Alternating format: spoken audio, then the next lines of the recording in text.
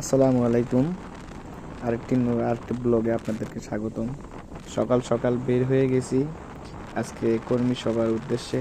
আজকের গন্তব্য আমতলী থেকে 10 মিনা, এটা বরিশালের মধ্যে পটুয়াখালী জেলায় যাব আর কি। আমি আছি এখন বর্তমানে আমতলীতে। এই তো আমরা এখন চলে আসলাম গলাচিপাতে। এটা গলাচিপা ফেরিঘাট। এই নদীটার নাম যে কি এটা দেখা হয়নি, এখানে আশপাশ সাইনবোর্ড দেখিনি। সামনে একটা অবশ্য ব্রিজ পাবো কিছু দূর গেলে, ওখানেও সাইনবোর্ড ছিল না সেরকম। যাই হোক, এখান থেকে আমি নদীটা নাম জানতে পারিনি। ফেরিঘাটে চলে আসলাম, কিন্তু ফেরি নাই, এই জন্য আমরা আবার ব্যাক হব। ব্যাক হয়ে তার পাশেই ট্রলার ঘাটে যাব, বা ছোটো ছোটো নৌকাগুলোতে, ওগুলো করে যাওয়া যায়। আর আজকে ঠান্ডার পরিমাণটা অনেক বেশি ছিল, এই জন্য সব ফুটেজ নিতে পারিনি।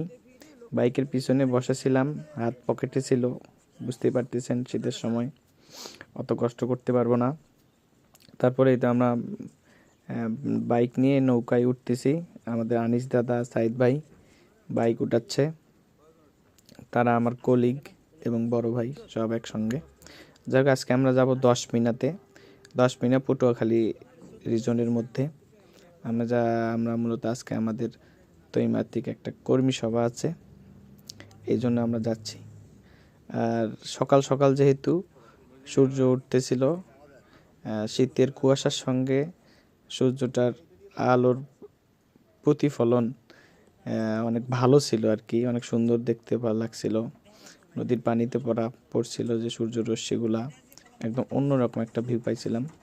আর আমি যেহেতু উত্তরবঙ্গের ছেলে, দক্ষিণাঞ্চলে আমার আসা প্রথম, বা এতদিন থাকা, এই নৌকা করে যাওয়া, বড় বড় নদী, এই অভিজ্ঞতাগুলো আমার কাছে অনেক অনেক নতুন।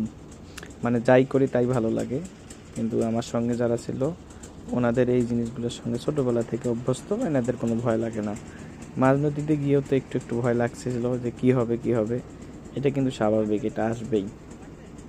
তারপরেও সাহস করে চলতে হবে। তবে কি, প্রথমকার অবস্থা চেয়ে এখন অবস্থা আমার একটু অভ্যস্ত হয়ে গেছি, অবস্থা আগের থেকে ওইরকম ভয় পাই না। তারপরে আমরা এই ট্রলার বা নৌকা এটা থেকে নামলাম। আমি ফুটেজ নিতে পারিনি, বাইকটা নামাইতে একটু হেল্প করছে এই জন্য। এরপরে আমরা আর কি গন্তব্যস্থানে চলে গেলাম।